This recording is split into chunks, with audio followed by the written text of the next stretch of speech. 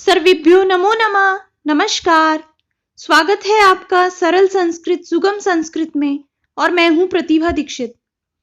आज के वीडियो में हम व्याकरण विधि पुस्तक के चतुर्थ अध्याय शब्द रूप के सामान्य परिचय के विषय में अध्ययन करेंगे।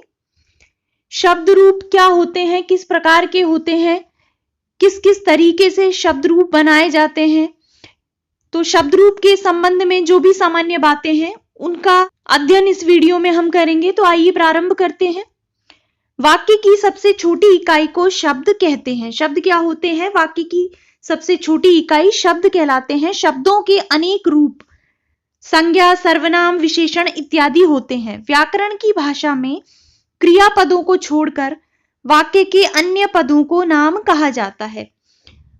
संज्ञा क्या है? तो अगर व्याकरण की भाषा में बात करें तो जो क्रियापद हैं जिनसे क्रियाएं ज्ञात होती हैं, जैसे कि खाना, सोना, हंसना, रोना, इन क्रियापदों को छोड़कर बाकी जो भी पद होते हैं वो नाम कहलाते हैं, संज्ञा कहलाते हैं। इस प्रकार किसी व्यक्ति, वस्तु, स्थान, भाव आदि का बोध कराने वाले शब्दों को संज्ञा कहते हैं। संस्कृत भाषा में प्रयोग करने के लिए इन शब्दों को पद बनाया जाता है। हम बार बार ये बात करते रहे हैं कि संस्कृत में शब्दों का प्रयोग पद बनाकर किया जाता है।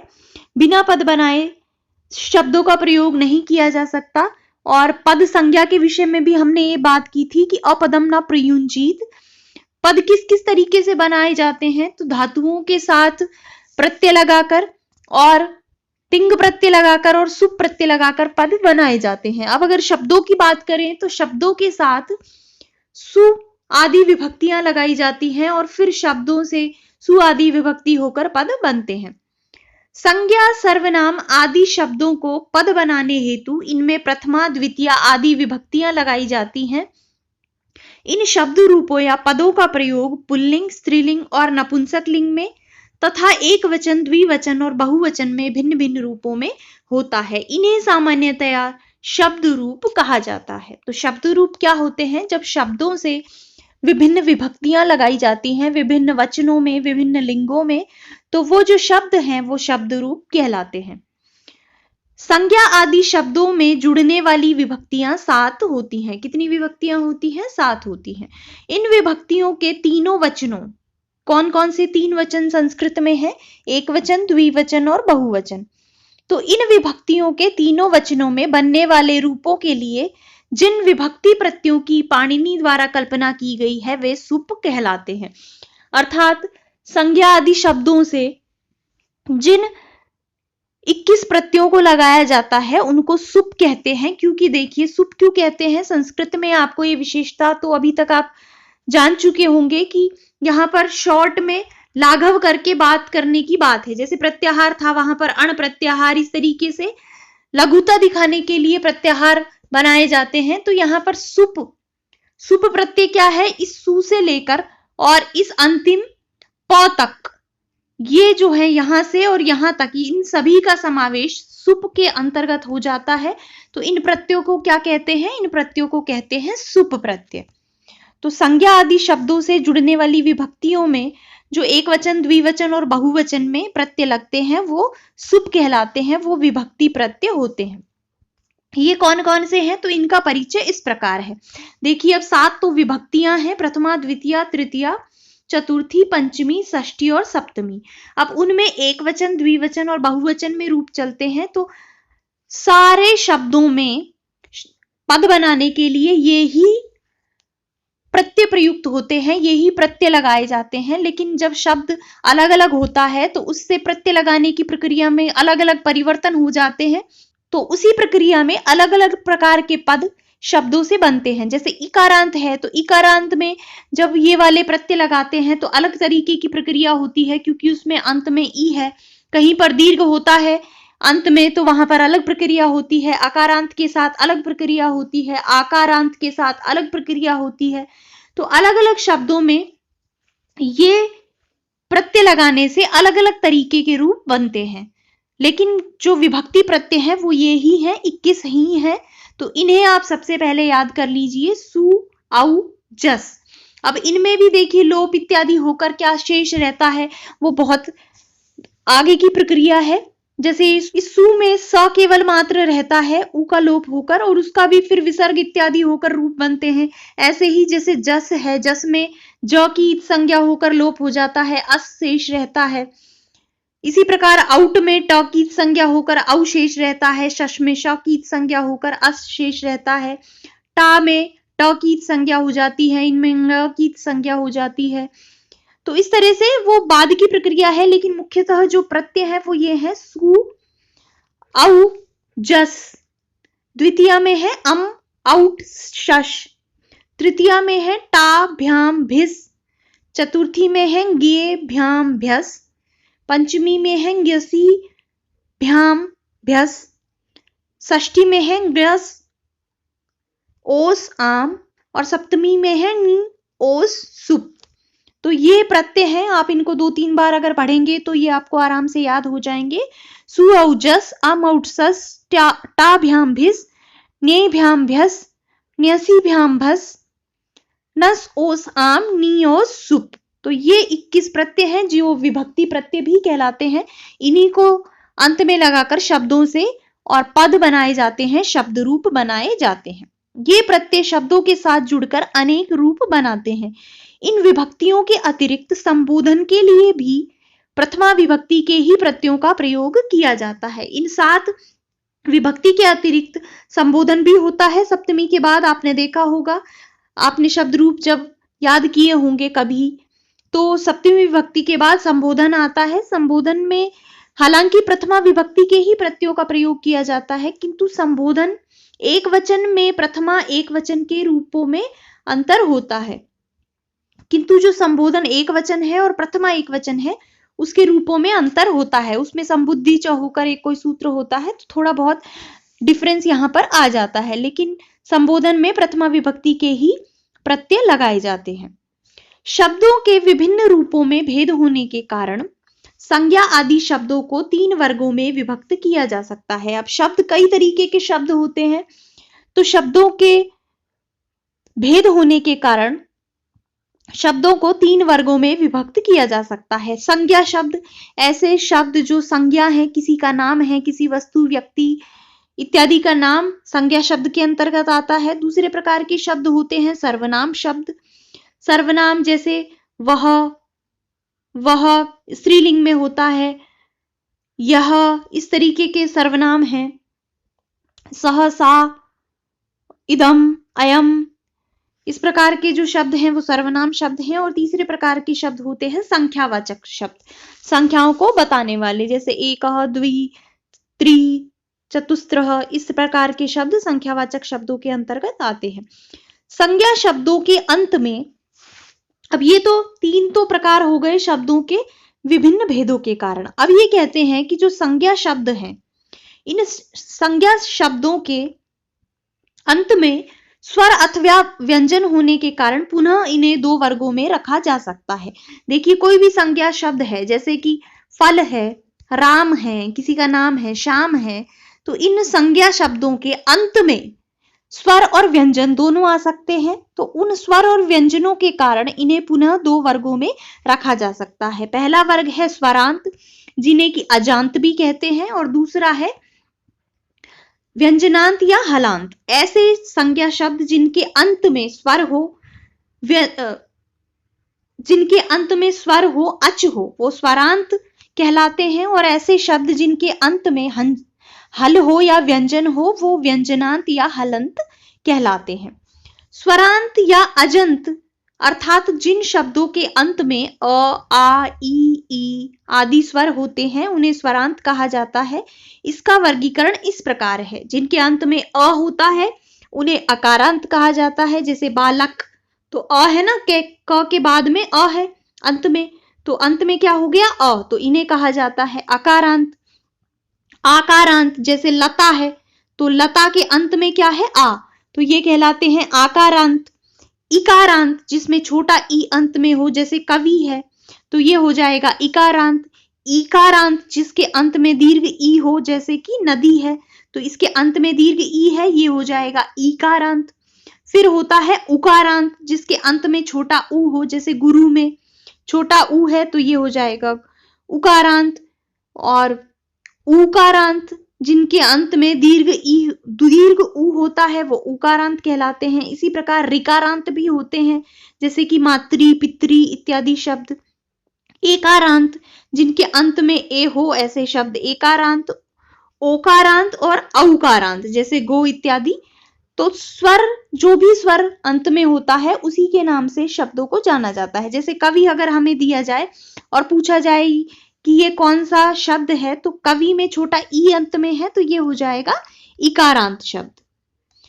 तो ऐसे शब्द जिनके अंत में स्वर या अच होते हैं वो स्वरांत या अजंत कहलाते हैं, और उनमें भी फिर स्वरों के आधार पर अकारांत, आकारांत, इकारांत, ईकारांत इस प्रकार से इनका वर्गीकरण किया जाता है। दूसरे प्रकार के शब्द होते हैं व्यंजनांत या हलंत।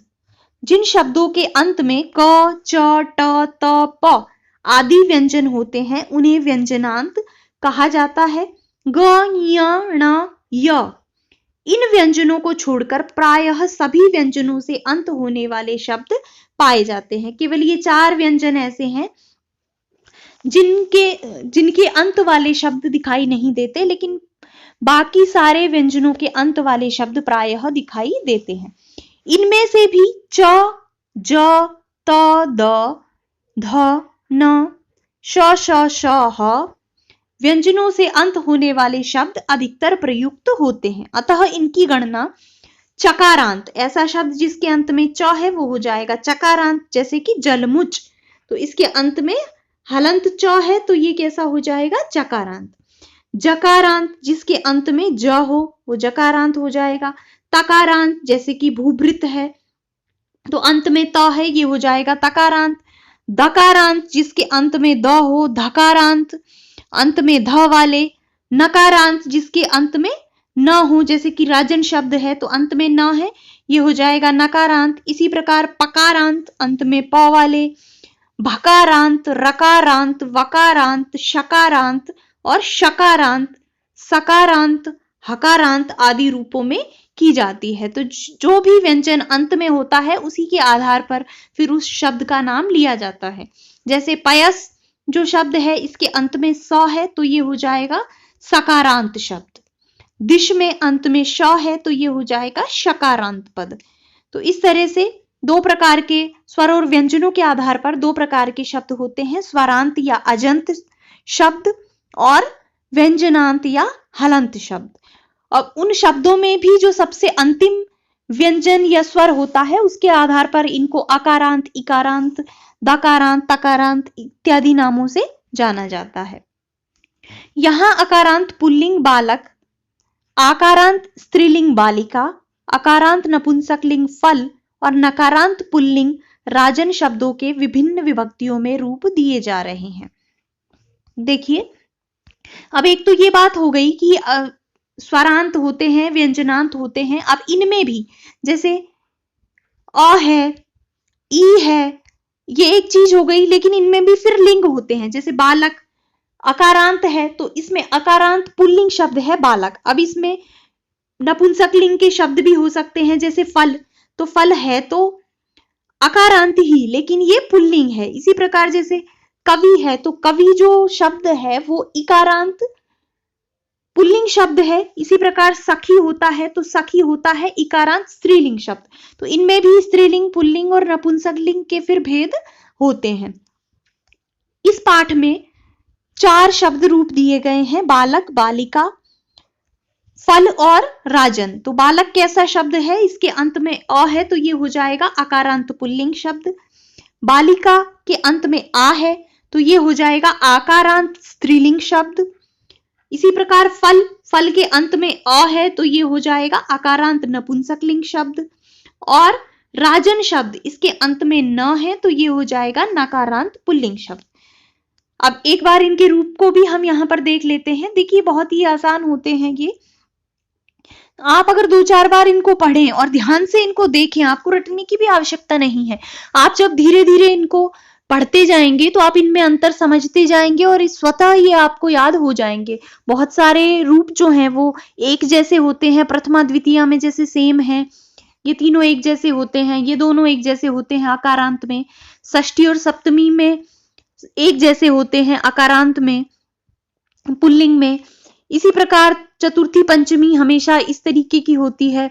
तो बहुत सारे इनमें आपको सिमिलैरिटी मिल जाएगी धीरे धीरे जब आप बार बार पढ़ेंगे। जैसे आप स्त्रीलिंग शब्द पढ़ेंगे, पुल्लिंग शब्द पढ़ेंगे, तो आपको पता चल जाएगा कि पुल्लिंग में इस तरीके का शब्द मिलेगा आपको केसु, और स्त्रीलिंग में आपको आंसू अंत में लगा हुआ मिलेगा। तो इस तरीके की जो छोटी छोटी बारीकियां हैं ये आपको बार बार पढ़ने से ही याद होंगी। एक बार कोई भी चीज आपको याद नहीं हो सकती कि आप चाहें कि आपको कोई ऐसी ट्रिक मिल जाए या ऐसा कोई तरीका मिल जाए कि बस आप एक बार पढ़ें और आपको ये याद हो जाए। इनको अच्छे से सही प्रकार से याद करने का तरीका यही है कि आप इनको लगातार पढ़ते रहिए, कुछ कुछ दिनों के बाद इनका रिवीजन करते रहिए। तो जैसे जैसे आप इनको ज्यादा पढ़ते जाएंगे आपको नए नए अंतर इनमें दिखेंगे, नई नई चीजें आपको दिखती जाएंगी। स्वतः ही आप ये ढूंढ पाएंगे कि अच्छा स्त्रीलिंग में इस प्रकार का शब्द होता है, इकारांत में आपको इस तरीके का शब्द दिखेगा। तो धीरे धीरे करके आप ये अंतर स्पष्ट कर पाएंगे।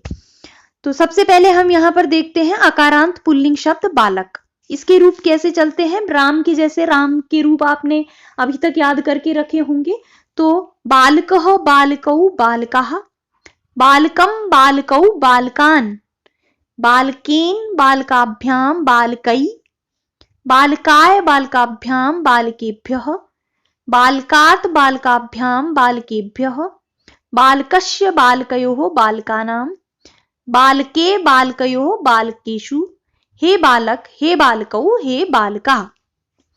इसी प्रकार से क्योंकि ये अकारांत पुल्लिंग है तो इसके जैसे ही वृक्ष, अध्यापक, छात्र, नर, देव, राम इत्यादि शब्दों के रूप चलेंगे। जो कि अकारांत पुल्लिंग है उन सभी के रूप इस बालक के समान ही चलेंगे। तो आप 2-3 बार इसको पढ़िए और ध्यान से पढ़िए, लिख लिख कर पढ़िए, क्योंकि लिखने में संस्कृत में मिस्टेक हो जाती है।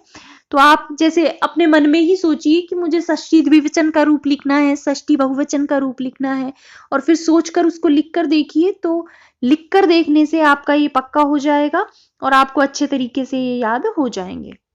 दूसरा देखते हैं आकारांत स्त्रीलिंग शब्द बालिका।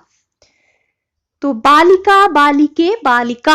अब देखिए प्रथमा एक वचन में विसर्ग नहीं होता है, ये आपको याद रखना है, जबकि प्रथमा बहुवचन में विसर्ग होता है। इनमें केवल विसर्ग का ही अंतर है। बालिका, बालिके, बालिकाः, बालिकाम, बालिके, बालिकाः। देखिए ये दोनों एक जैसे हैं, ये दोनों एक जैसे हैं। उसके बाद तृतीया में है बालिकया, बालिकाभ्याम, बालिकाभि। चतुर्थी में हो जाएगा बालिकायै, बालिकाभ्याम, बालिकाभ्यः, बालिकायाः, बालिकाभ्याम, बालिकाभ्यः, बालिकायाः, बालिकयोः, बालिकानां, बालिकायां, बालिकयोः, बालिकासु, हे बालिके हे बालिके हे बालिका। देखिए संबोधन का एक वचन का और प्रथमा का एक वचन का रूप दोनों अलग अलग होते हैं। चूंकि इनमें प्रत्यय समान जुड़ता है किंतु संबोधन होने के कारण यहाँ पर कुछ परिवर्तन हो जाते हैं। अब इस बालिका शब्द के जैसे ही अन्य जो शब्द हैं जो कि आकारांत स्त्रीलिंग है, जैसे कि लता, बाला, विद्या इत्यादि सभी के रूप भी इसी प्रकार चलेंगे। तो आपने बालिका अगर याद कर लिया तो आपको लता, बाला, विद्या इत्यादि, रमा, इन सब के रूप स्वतः ही याद हो जाएंगे। अगला है अकारांत नपुंसकलिंग शब्द फल। देखिए जो अकारांत नपुंसकलिंग होते हैं उनकी प्रथमा और द्वितीया विभक्तियों के रूप अलग होते हैं। बाकी तृतीया से लेकर और सप्तमी तक ये बिल्कुल पुल्लिंग के जैसे होते हैं। तो अगर आपको पुल्लिंग याद हो गया, अकारांत पुल्लिंग, तो बस आपको ये दो प्रथमा और द्वितीया ये याद करने हैं। उसके बाद ये तो बिल्कुल आपको पुल्लिंग के जैसा ही लिखना है और ये दोनों बिल्कुल आसान है। फलम फले फलानी, फलम फले फलानी, दोनों एक जैसे हैं। उसके बाद पुल्लिंग के जैसा फलेन फलाभ्याम फलई, फलाय फलाभ्याम फलेभ्यः, फलात् फलाभ्याम फलेभ्यः, फलस्य फलयोः फलानां, फले फलयो फलेषु, हे फलम हे फले हे फलानी।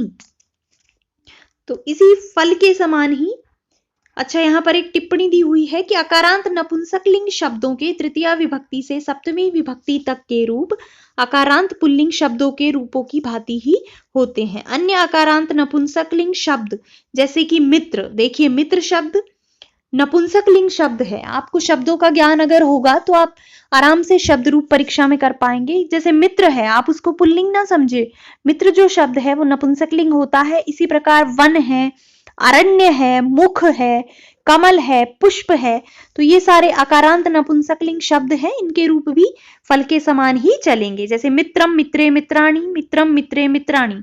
उसके बाद पुल्लिंग के जैसे मित्रेण, मित्राभ्याम, मित्रई, मित्राय, मित्राभ्याम, मित्रेभ्यः।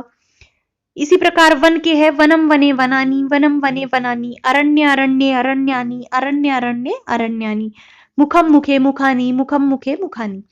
इसी प्रकार इन सब के रूप भी चलेंगे। और चौथा रूप है नकारांत पुल्लिंग शब्द राजन। राजन का जो शब्द है वो परीक्षा की दृष्टि से इंपॉर्टेंट है, तो आपको नकारांत पुल्लिंग शब्द के रूप भी आने चाहिए। देखिए, इसका जो मूल शब्द है वो राजन है, लेकिन जब शब्द रूप होते हैं तो ये प्रथमा एक वचन में पद बनता है राजा, राजानौ, द्विवचन में राजानौ और बहुवचन में राजानः।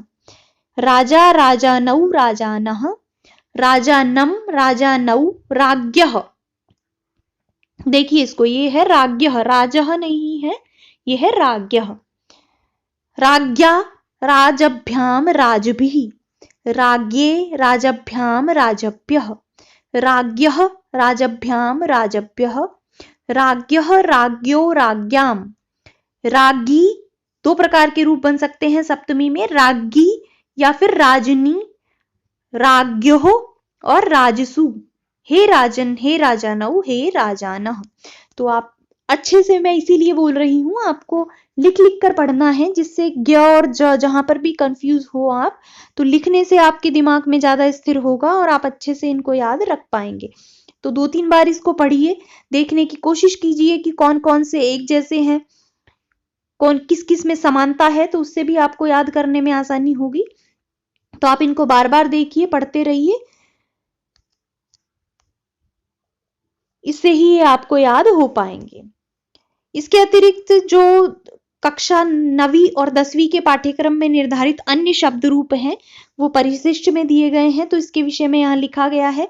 इन शब्द रूपों को आप परिशिष्ट से देख सकते हैं, जैसे कि स्वरांत, लता, मुनि, पति, भूपति, नदी, भानु, धेनु, मधु, पितृ, मातृ, गौ, द्यौ, न्यौ और अक्षी।